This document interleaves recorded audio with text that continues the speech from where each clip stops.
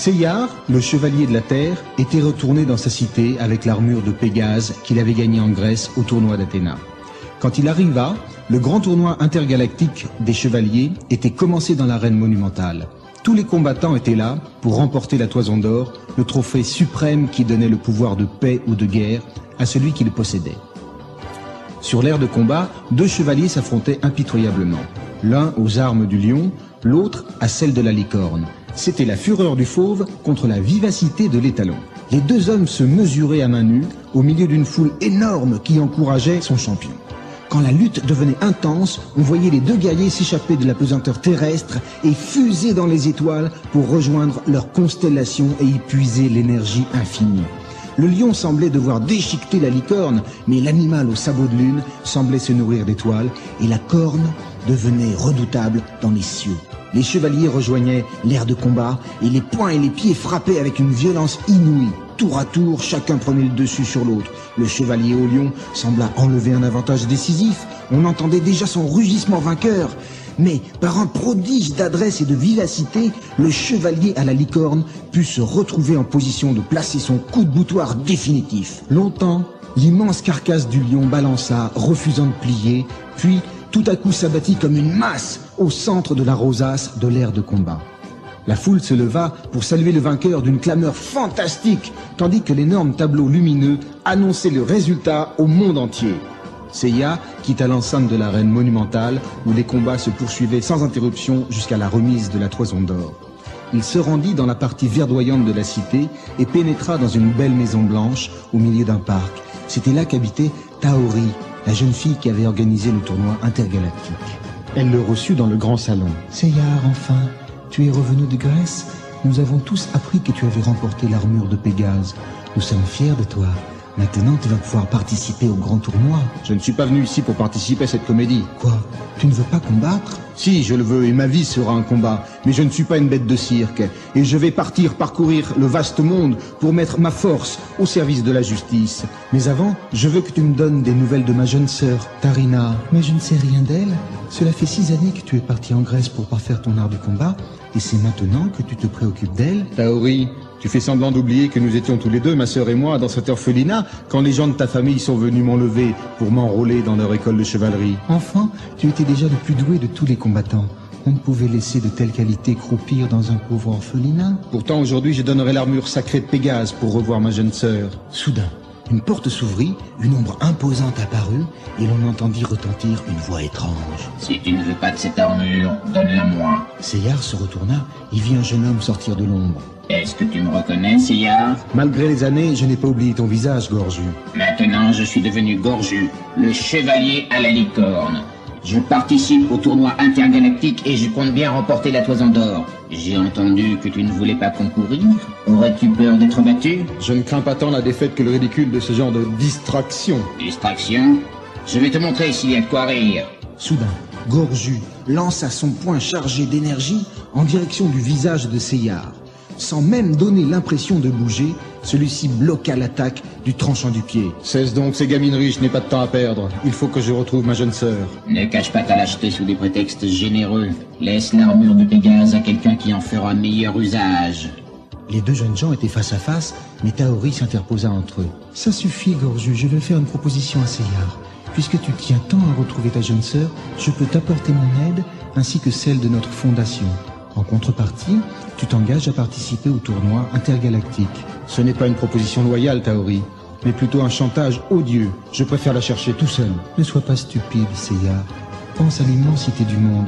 Que pourras-tu faire alors que notre fondation a des correspondants sur toute la planète et un réseau informatisé très développé et efficace? N'insiste pas, Taori. Je ne crois pas que ton attitude soit digne de l'esprit des chevaliers que tu prétends défendre.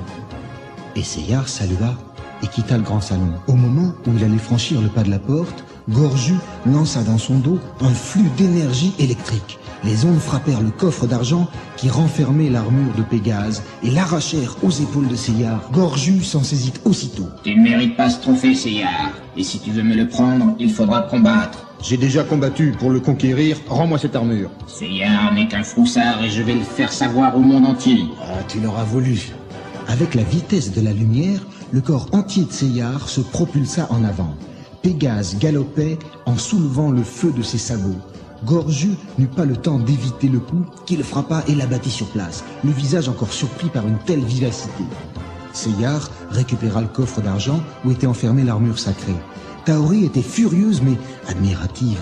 Le chevalier de Pégase était bien le plus fort. Il fallait à tout prix que ce soit lui qui défende notre planète dans le grand tournoi intergalactique. Elle laissa partir Seyar, mais elle savait qu'il ne pouvait pas échapper à son destin et que pour retrouver sa jeune sœur, il devrait participer au tournoi intergalactique des chevaliers. Quand il eut quitté la maison de Taori, Seyar alla directement à l'orphelinat où lui et sa sœur avaient vécu heureux jusqu'au jour de leur séparation. Là, il retrouva le directeur et Mylène, une jeune fille qu'il avait connue enfant. Elle était seule au monde et elle était restée à l'orphelinat pour s'occuper des enfants abandonnés. Mylène lui raconta que Sarina, sa jeune sœur, avait un jour disparu et que depuis, on n'avait jamais eu la moindre nouvelle. Seyar était désespéré.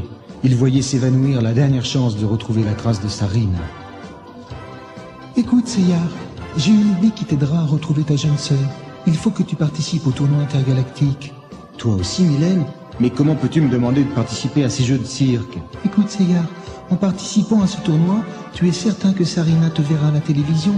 L'événement est retransmis dans toute la galaxie. » Soudain, le visage de Seyar s'illumina. Ce qui n'était qu'un vulgaire chantage de la part de Taori devenait la solution la plus raisonnable dans la bouche de Mylène. Seyar remercia Mylène qui lui promit de suivre ses exploits à la télévision. Quand Seyar quitta l'orphelinat, il savait maintenant pourquoi il combattait. Dès le lendemain, il était engagé dans le tournoi et devait participer à son premier combat. L'adversaire qui lui était opposé était redoutable. C'était Jeki, le chevalier de l'ours, un guerrier farouche dont la spécialité était d'étrangler ses victimes dans ses énormes pattes. La foule était énorme. Le combat commença, Jeki provoqua Seyar. « Tu viens de Grèce, hein? Montre-nous un peu ce que tu sais faire !» Le chevalier de Pégase porta un coup d'avertissement.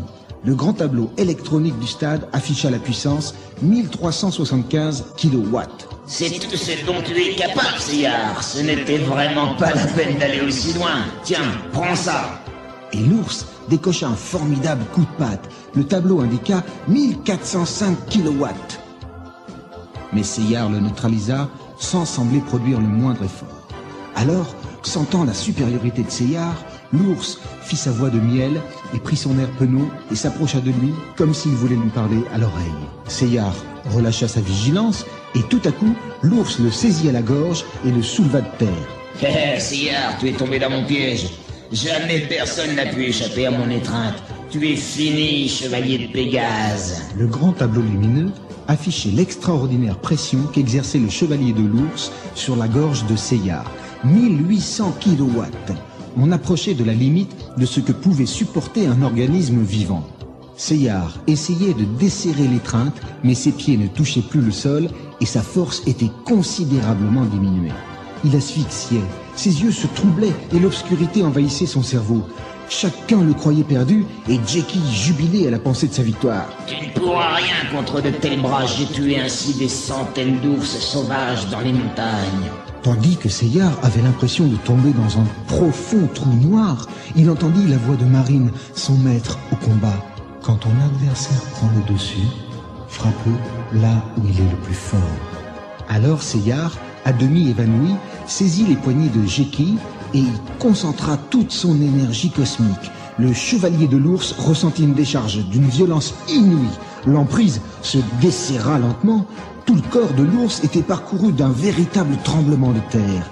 Il y eut un tourbillon d'éclairs et Seyar retomba face à la carcasse de Jeki. Le tableau lumineux affichait Pégase victorieux. Le public était sidéré. Comment cela était-il possible? L'ours était encore là, debout. Mais soudain, on entendit un grondement. Tout le corps de Jeki, le chevalier à l'ours, se fendilla et se désintégra sur place. Que s'était-il passé? En un éclair, Seyar avait porté une infinité de coups mortels à une vitesse telle que le commun des mortels n'avait rien pu voir. Maintenant, chacun savait qu'il faudrait compter avec Seyar pour la victoire dans le grand tournoi intergalactique des chevaliers. Mais les forces du mal n'avaient pas renoncé à conquérir la Toison d'Or pour affirmer leur domination sur l'univers. La route des chevaliers serait longue vers la justice et la liberté. mais nous les accompagnerons dans leurs aventures et nous les soutiendrons dans leurs épreuves.